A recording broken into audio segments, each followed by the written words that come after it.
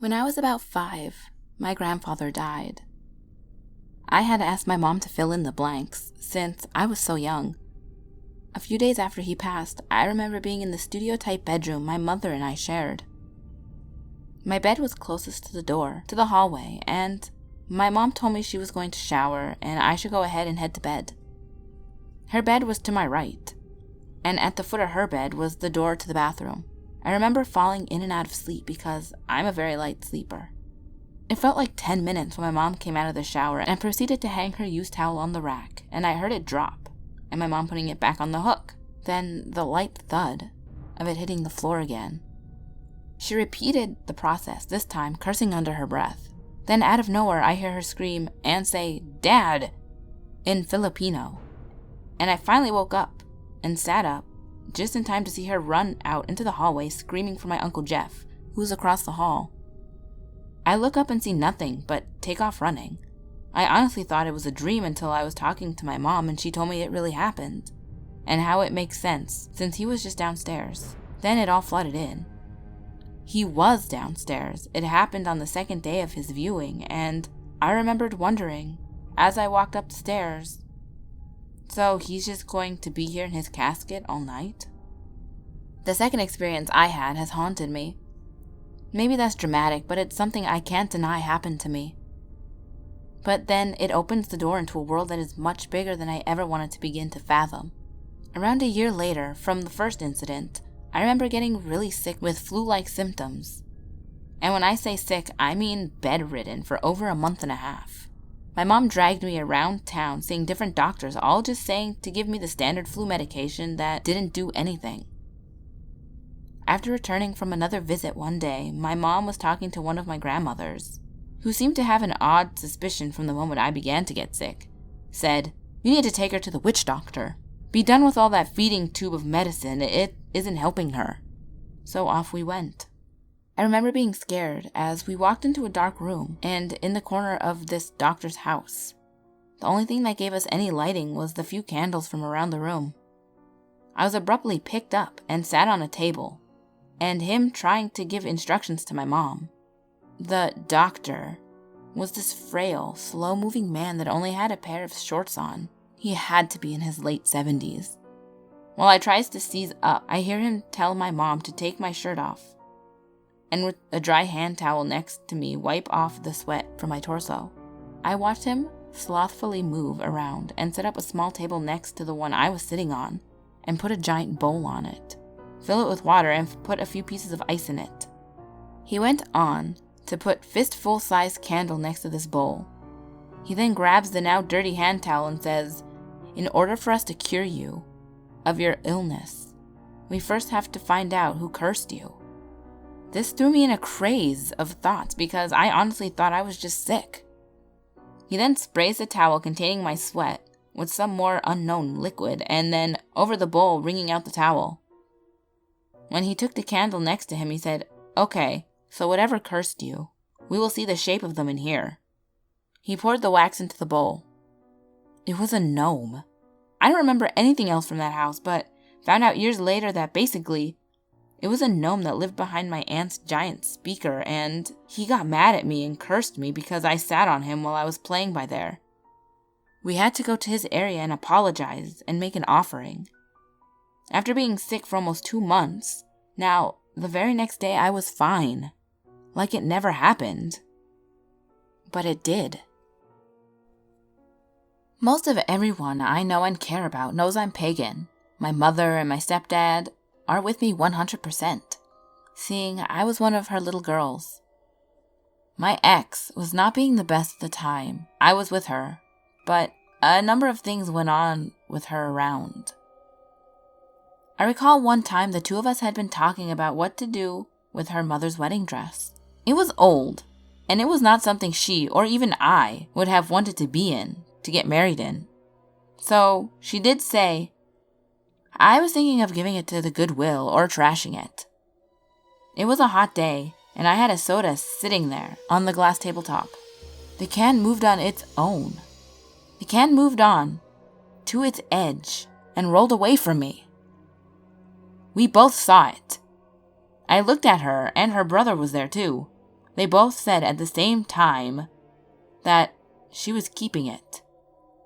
The next day, I was alone as a glass shattered, as it was just sitting on the table. I wanted to move, but at the time we couldn't. The last year of being with her, we lived with my mom and stepdad. I wanted to go to a gathering with my pagan friends.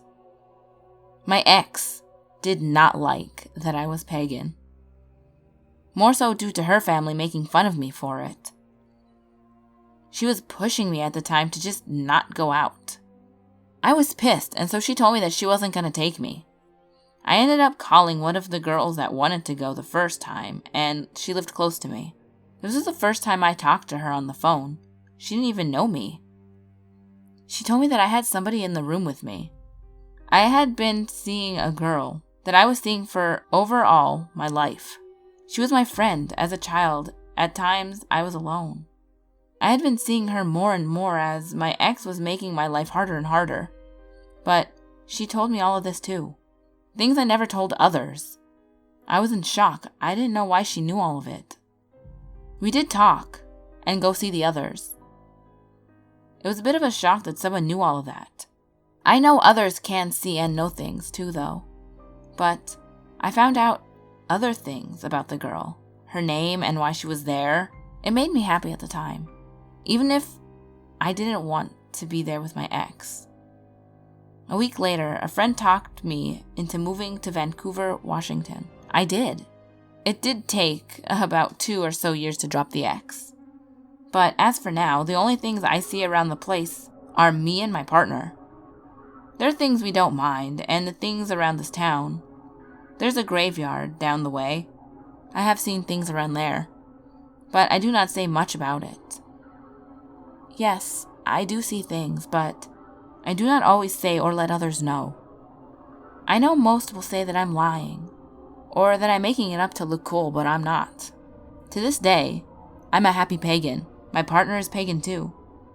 I see the girl around here and there, but I never saw what moved the can, or shattered the glass. I can only think it was something that is with my ex. I feel that whatever it was didn't want me with her. Nothing bad went on with her at all. Her mother in life did not want her with another woman and was not happy to know that she was gay. Her father told her to never talk of it, or he would kick her out as a young teen. They both passed away when she was 17. So all I can think was it was one of them that made her the way she was after that day. I was 17 when this happened. I'm 36 now.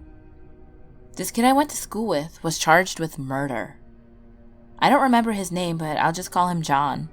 John and I had art class together. And this was the type of high school that had mounted TVs in every classroom. Every day at noon, my art teacher would have the TV on for the news. John was a normal kid, or so he thought. He was a bit of a bully, but he never bullied me.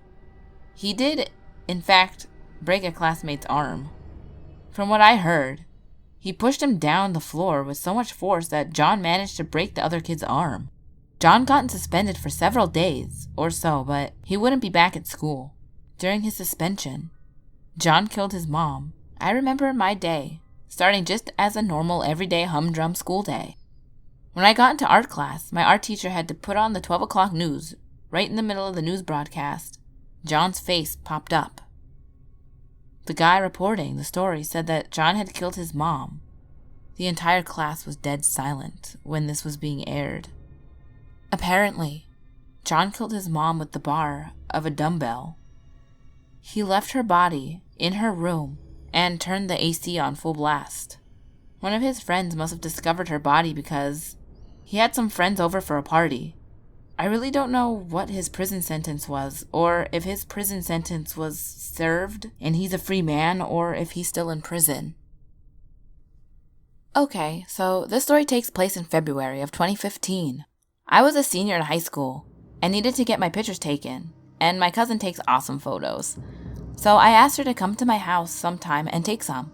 She came down the following weekend, and we went to these old buildings and cabins, and we were having an awesome time. No, my sister was also with us too. Me and my cousin didn't get to see each other that much, so our time together is precious. Anyway, we got some shots at those places, and I said we should go to Calvin Bridge. This is an old bridge in a small town in Oklahoma. And she thought that was an awesome idea, as it had graffiti and great views for a background. So we jumped in my truck and started down there. We got there, and it's a beautiful day. The water is so pretty, and the view is amazing. So we're taking pictures and laughing, and my cousin says, lean on the rail. And so I do. And as I'm sitting there, I feel like someone or something is watching me. So I turn around and see no one. And it's so quiet for a moment. And then there's this scream. So loud I thought it was right by my ear, a woman screaming bloody murder and saying help.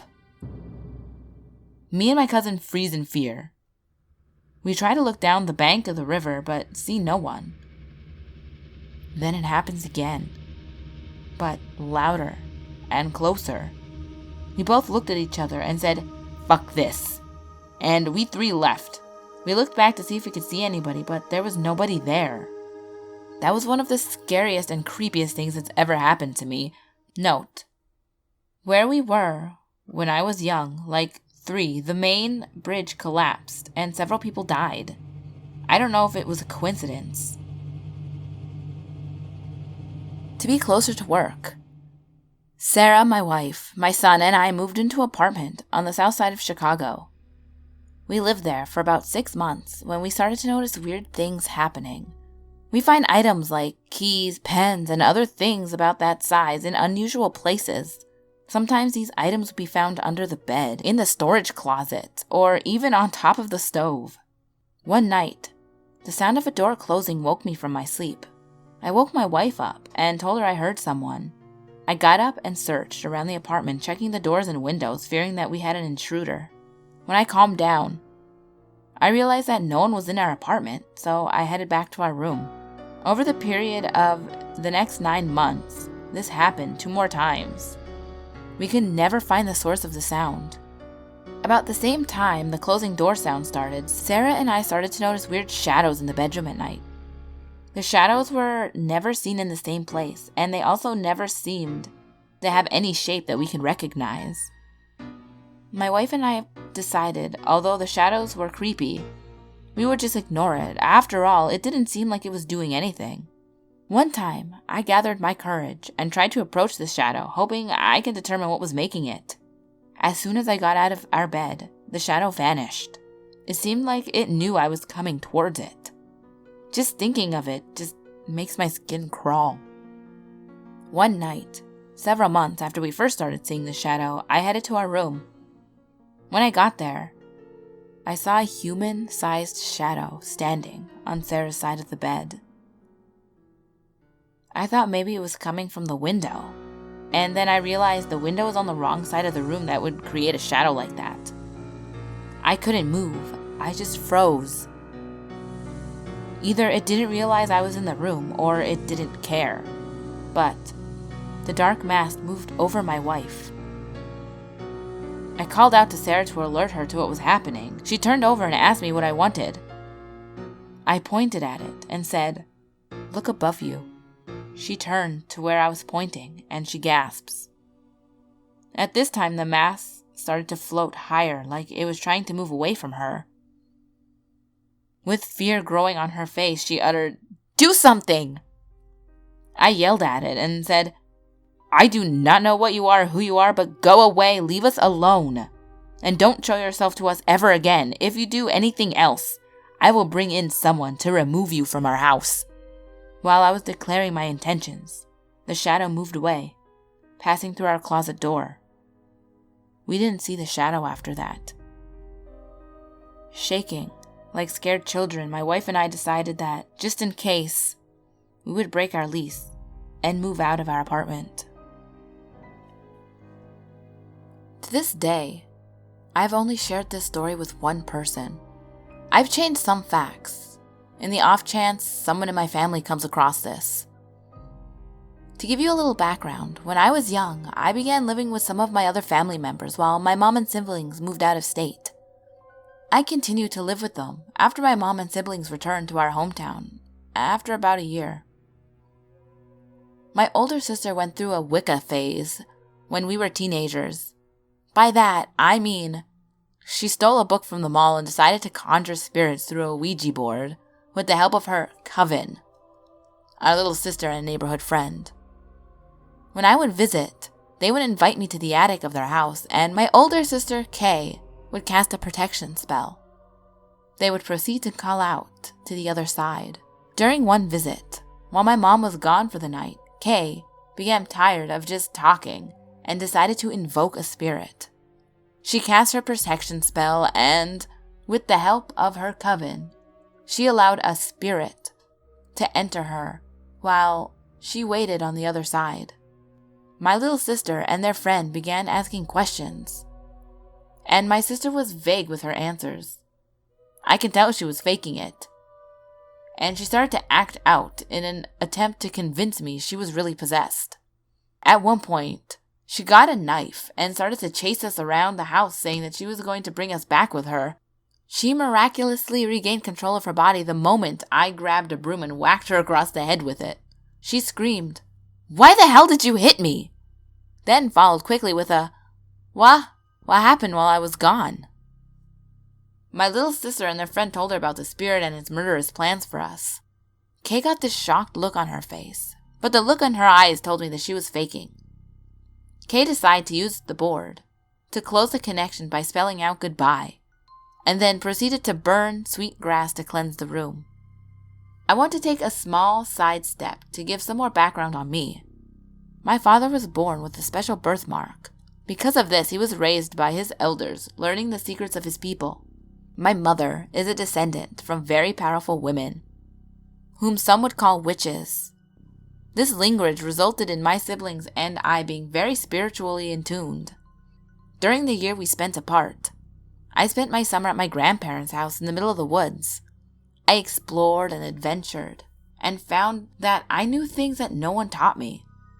Stuff like where to find certain plants and what they could be used for.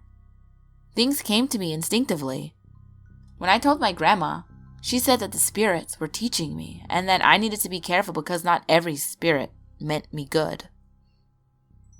I learned to trust my gut during those moments. Back to the story. That night, I woke up feeling that something was watching me. As I scanned the room, I saw a creature in the corner. It was skinny, with arms longer than its legs. Its head was like a shadow that you could barely make out its face. It was perched up in the middle of the corner of the room, looking at me as I looked at it. I never took my eyes off the creature because I wasn't sure what it would do. As I locked eyes with it, I reached in my pocket and pulled out a stone I picked up at a place that held strong significance to my grandfather, father, and me. I had carried the stone with me for a while up to this point. I thought of it as a good luck charm. I then blew on it and tossed the stone in the corner. When the creature looked down, I threw the covers over my head and called my father's name for protection. As I did, the fear left me and I fell back to sleep. The next morning, I woke up before my siblings and my mom to find the stone was gone. I found it in the hallway outside their apartment underneath the access door to the attic. When I picked up the stone, it felt different. Like it was warm, but not. I put it back into my pocket and didn't tell my sisters what happened. I carried the stone in my pocket for a week, with it inside a small pouch filled with a blend of various medicines, herbs and plants. The next weekend, I went to my uncle's cottage on the bay. They were having a small bonfire on the beach. I went swimming. Before I did, though, I took the stone out of the pouch and threw the pouch into the fire when no one was looking. Holding the stone in my hand, I went out to the sandbar that was a ways into the bay and threw the stone as far as I could. The only person I told about this was my grandma a couple weeks later. She told me I did the right thing because the stone trapped whatever demon was in the room that night, and that she was very clear that it wasn't a spirit. She said my sisters were messing with things they didn't know about and weren't prepared to deal with it. She also said that as the water wore the stone down, the demon would also be worn away unless someone else were to pick it up. The chances are extremely rare of that happening. Though, there was a moment a couple years ago I thought I saw the stone on the beach. I just picked it up and whipped it back out into the water. It didn't feel different, but I wasn't taking any chances. My grandma had a talk with my older sisters after catching her with the book that she stole. After that, her coven was broken up. I don't know if it's a result of their time in the coven or not, but my sisters have never really reached their potential spiritually. I hope you ghouls enjoyed this subscriber special for hitting 3,000 subscribers. I'm sorry I'm late, but you guys know my life has been hectic and I was waiting for more stories to come in. And if I didn't read yours and you did send me one, I apologize. They probably got lost in my emails. My email is just piles and piles of stuff. It's nuts. But I apologize if I didn't read yours, and if I didn't and you know you sent me one, tell me in the comments so I can check it out and look for it so I can make another one. But yeah, as always, ghouls, my last video will be on the top left. My next video will be on the bottom left. All my social medias are on the screen as well as in the description box below. Secret word of the day will be the little skull emoji because he is so cute. But remember, there's always someone or something watching you.